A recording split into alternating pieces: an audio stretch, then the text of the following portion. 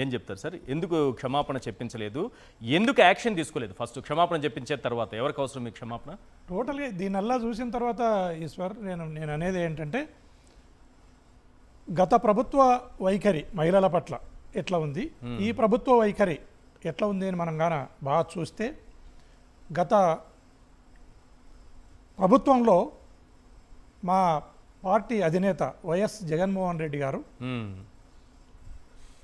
ఎత్ర నార్యస్తు పూజ్యంతే రమంతే తత్ర దేవత, ఎక్కడ అయితే స్త్రీలు పూజించబడతారో గౌరవించబడతారో అక్కడ దేవతలు ఉంటారో ఆ ప్రాంతం క్షేమదాయకంగా ఉంటుంది అని నమ్మినవారు.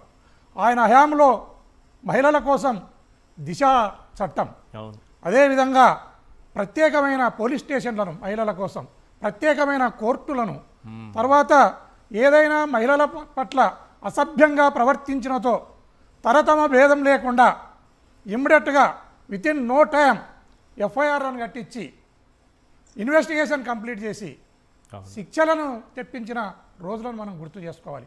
అదే కాకుండా మహిళలను అన్ని రంగాలలో ఈ పురుషులతో సమానంగా, అందరితో సమానంగా వాళ్లకు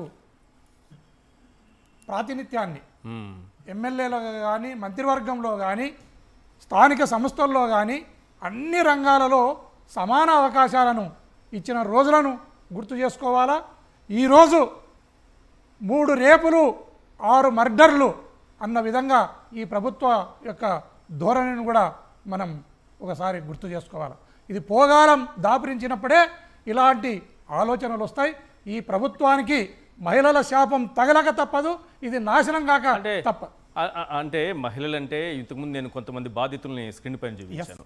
ఎవరో పోతే పోయారు, దారిని పోయేవాళ్ళు, మాకు ఓటేశారో లేదో మాకు తెలియదు, వాళ్ళ జీవితాలు ఏమైతే మాకెందుకు అని చంద్రబాబు నాయుడు గారు లోకేష్ గారు వదిలేశారంటే ఓకే, వాళ్ళు పట్టించుకోలేదంటే వాళ్ళ ఇంట్లో మనిషే కదా. జూనియర్ ఎన్టీఆర్ ఎవరు, జూనియర్ ఎన్టీఆర్ తల్లి గారు ఎవరు, వాళ్ళ ఇంట్లో మనిషే కదా, ఆయనకి సోదరి సమానరాలు కదా.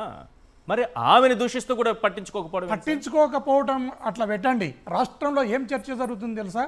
ఖచ్చితంగా లోకేష్ బాబు ఆధ్వర్యంలోనే ఆయన ఇన్స్ట్రక్షన్స్ మేరకే ఈ దగ్గుపాటి ప్రసాద్ మాట్లాడడం జరిగింది కాబట్టే అతని మీద చర్యలు తీసుకోవటం లేదు అనే చర్చ కూడా విపరీతంగా జరుగుతుంది. 100% నిజం అనిపిస్తుంది. ఎందుకంటే సోషల్ మీడియాలో ఈరోజు జూనియర్ ఎన్టీఆర్ను టార్గెట్ చేస్తూ ఐటీడీపీ కానీ ఆ మూక కానీ విపరీతమైనటువంటి పోస్టులు పెడుతున్నారు.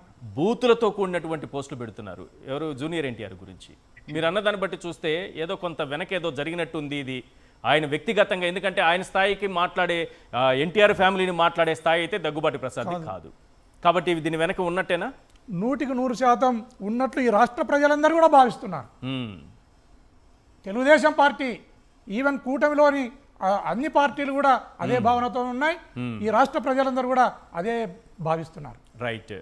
పుణ్యశీల గారు, రైట్. పురుషోత్తం రెడ్డి గారు, బుడ్డా రాజశేఖర్ రెడ్డి గారు అటవీ శాఖ సిబ్బందిపై, ఉద్యోగులపై దాడి చేసిన ఏంటి అంత సింపుల్గా వదిలేశారు?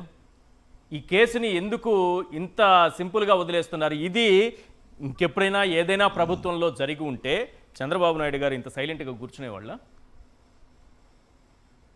వాళ్ళు ప్రభుత్వ ఉద్యోగులు, అటవీ శాఖలో పనిచేస్తున్నారు, చాలా క్లిష్టమైనటువంటి బాధ్యతల్లో ఉన్న వ్యక్తులు. అంత బహిరంగంగా వీడియో రిలీజ్ చేసి ఈశ్వర్ గారు బేసిక్గా ఎప్పుడైనా సరే ఉద్యోగస్తులు తమ పైన దాడి జరిగిన, ప్రభుత్వంలో ఉన్న వాళ్ళు అహంకారంతో వాళ్ళపైన దాడులు చేసినా భయపడతారు చెప్పుకోవడానికి కూడా. ఎందుకంటే తిరిగి ప్రభుత్వ సర్వీసులో ఉండాలి కాబట్టి భయపడతారు, చెప్పుకోవడానికి కూడా భయపడే దశలో ఉన్నటువంటి వ్యవస్థలో ఉన్న నేపథ్యంలో సోషల్ మీడియా బహిరంగంగా వ్యక్తం చేశారంటే వాళ్ళ బాధని, ఏ స్థాయిలో వాళ్ళపైన అరెస్ట్ జరిగి ఉంటుందనే దానికి ఒక ఉదాహరణ. అవును. జనరల్గా ఏంటంటే మళ్ళీ రాజీ పడిపోతారు, ఎందుకులే మళ్ళీ రాజకీయ నాయకులతో గొడవలు మనకని భయపడే నేచర్ ఉన్నటువంటి వ్యవస్థలో బహిరంగంగా ఉన్నారంటే వాళ్ళు ఇంకా భరించలేని స్థితికి వెళ్ళిపోయినారు. భరించలేని స్థితికి ప్రభుత్వ ఉద్యోగులు వెళితే మీరు కేసు ఏ స్థాయిలో పెట్టారు? మళ్ళీ పవన్ కళ్యాణ్ గారిని వాళ్ళు కలవడం, తర్వాత ఇప్పుడు A1 A2లో గొడవలు, మళ్ళీ ఇవన్నీ చూస్తున్నప్పుడు ప్రభుత్వం ఇట్లాంటి విచ్చలవిడితనం వదిలితే ఏమవుతుంది? రేపు ఇంకొకరు తయారవుతారు, ఒకరి నుంచి ఒకరు తయారవుతారు. ఎప్పుడు కూడా మనకి చర్యలు ఎందుకు ప్రభుత్వాన్ని నుంచి కోరుకుంటాం? జగన్ గారు ఉదాహరణ, కోటమిరెడ్డి గారి విషయం ఎందుకు చెప్పాము? ఒక ఎమ్మెల్యే అదుపు తప్పి ఒకసారి ప్రవర్తించిన యాక్షన్ వల్ల ఆ తర్వాత ఇంకొకరు ఆలోచన కూడా రాదు.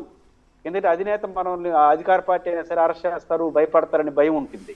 ఎస్ కానీ అట్లా లేకుండా వదిలేస్తే మీరు లోపల ఏం మాట్లాడు, ఇప్పుడు ఎంతసేపైనా ఇంట్లో పిలిచి మాట్లాడాడు, గట్టిగా వార్నింగ్ ఇచ్చాడు, ఇచ్చుండొచ్చు కాక, మాట్లాడుండొచ్చు కాక, సమాజానికి మీరు మెసేజ్ ఇవ్వాలి అంటాను నేను. మీరు ఎవరు ఇప్పుడు భయపడతా అనేది సమాజం కదా, ఒక ఘటన జరుగుతున్న సమాజానికి కూడా ఒక మెసేజ్ ఇవ్వాలి కదా. ఆగ్రహం వ్యక్తం చేశారన్న సమాచారంతో భయం పోదా మనకి? పోదు కదా, అనుమానాలు వస్తాయి. ఎప్పుడు ఆగ్రహాలైనా మీరు మీ ఆఫీసులో కూర్చొని మిమ్మల్ని సరిదిద్దుకునే పని చేస్తే ఎట్లా పార్టీకి నష్టం వస్తుంది. పార్టీ నష్టాలు ఎవడు అడిగారు? నీకు గుర్తుంటే రాజశేఖర రెడ్డి గారు అసెంబ్లీలో అనేక కేసుల్లో విచారణ కమిటీలు వేసేవాడు. అప్పుడు చంద్రబాబు గారు లేసి నా 10 ఏళ్ల కాలంలో ఎన్ని విచారణలు జరిగినాయి, నువ్వు 5 ఏళ్ల కాలంలో ఎన్ని విచారణలు జరుగుతున్నాయినప్పుడు రాజశేఖర రెడ్డి గారు అడిగేవారు. 2 కారణాలు ఇస్తే నేను విచారణ కమిటీ వేస్తాను. ఒకటి, నా నిర్ణయాల పట్ల నాకు ఆత్మస్థైర్యం ఉంది. రెండోది, అన్నిటికన్నా మించి మనం బాగా పరిపాలిస్తే సరిపోదు, ప్రజలు బాగా పరిపాలిస్తున్నారని కూడా అనుకోవాలి అంటాడు రాజశేఖర రెడ్డి గారు. అంటే అర్థం ఏంటి? ప్రజలు కూడా దీన్ని కన్విన్స్ కావాలి, ప్రభుత్వం ఆలోచిస్తామని మా గుర్తు. అంటే శ్రీధర్ రెడ్డి గారిని కూడా జగన్ గారు పిలిచి ఆఫీసులో కూర్చొని బుద్ధుని తగ్గిద్దు అనేసి సరిపోయింది కదా, ఆయన చేయలేదు. ఆ పని ఏం చేశాడో మనకి తెలియదు. వైసీపీలో అది చెప్పలే ఆయన ఎప్పుడు. వైసీపీలో శ్రీధర్ రెడ్డి గారి విషయంలో ఏం చేశారో ప్రపంచానికి చెప్పలే వాళ్ళు. ప్రపంచానికి ఏం చెప్పాలో అది చేశాడు. అరెస్ట్ చేసి లోపలేశారు, ఇంకొకరు భయం ఉంచింది. ఇప్పుడు ఇక్కడ కూడా అట్లాంటి చర్యలు తీసుకోండి. మీరు ప్రపంచాన్ని ఉద్దేశించి రాజకీయాలు చేయండి. రాజకీయాలు, ఓట్లు మాత్రం ప్రపంచాన్ని ఉద్దేశించి చేస్తారు. ఓట్లు పొందడం వాడి వరకు, చర్యల వరకు ఆత్మవిశ్వాసాన్ని పెంచి మీ ఇంట్లో కూర్చుంటారు. అది ఎట్లా సాధ్యం అవుతుంది?